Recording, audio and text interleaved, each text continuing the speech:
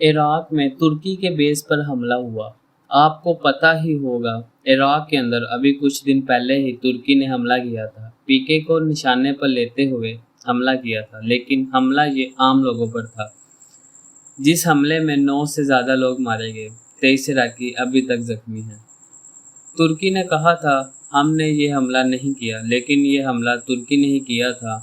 अब इराक में तुर्की के बेस पर एक ग्रुप ने, जो कि इराकी फ्रीडम फाइटिंग ग्रुप है, इसने ड्रोन से बड़ा हमला किया। देर रात को ड्रोन लॉन्च किया और इस ड्रोन ने 7-8 हमले किए, जिससे बड़े बड़े धमाके हुए।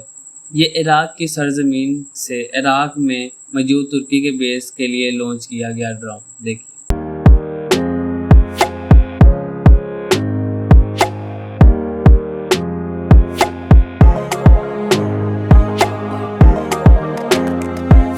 ये जो ड्रोन देखा आपने, ये वो ड्रोन था जिसको हुद्शी इस्तेमाल करते हैं और ये इसका अपग्रेड वर्जन है। तुर्की ने इस बात की जानकारी दी है कि तुर्की के बेस पर अब तक का सबसे बड़ा हमला बताया जा रहा है। जिस ग्रुप ने हमला किया है, इसका नाम ओलिया एल्दान बताया जा रहा है। ये इराक का अलग ग्रुप है, सरकारी ग्रुप नहीं है। इससे पहले कुछ दिन पहले इसी ग्रुप ने इराक में तुर्की के टैंक पर एंटी टैंक मिसाइल डालकर इसको तबाह कर दिया था।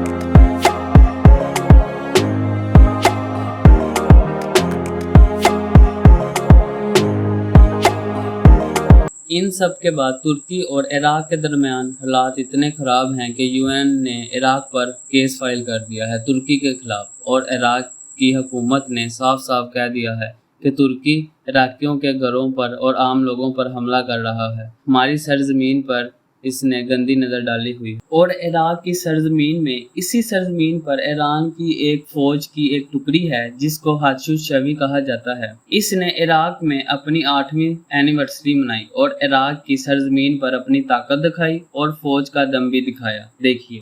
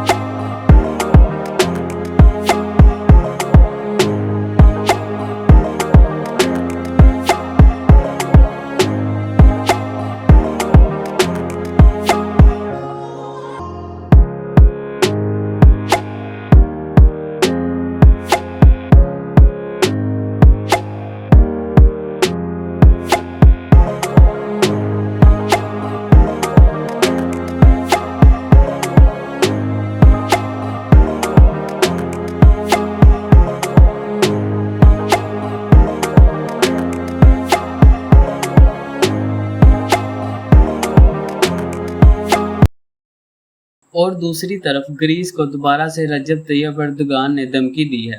तुर्की के रजब तैयब एर्दोगान ने कहा है कि हमारे दरमियान जो अमन का मुआहदा हुआ था, इसको ग्रीस जानबूझकर ज़बरदस्ती तोड़ने की कोशिश करते हुए माहौल को ख़राब करने की कोशिश कर रहा है, लेकिन हम इसको ऐसा मौका नहीं देंगे।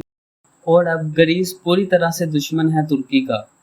तुर्की ने कई सालों बाद सऊदी अरब के साथ रिश्ते ठीक किए हैं और फिर वहीं पर मोहम्मद बिन सलमान ग्रीस पहुंचने वाले हैं। ग्रीस दुश्मन है तुर्की का और सऊदी अरब तुर्की आने की बजाय तुर्की के दुश्मन से मिलने जा रहे हैं। और दूसरी तरफ 48 साल हो गए हैं तुर्की ने साइप्रस के आधे हिस्से पर कब्जा कर लिया है। इसी खुशी में तुर्की ने ज़बरदस्त तरीके से अपने साइप्रस के हिस्से में अपनी ताकत दिखाई।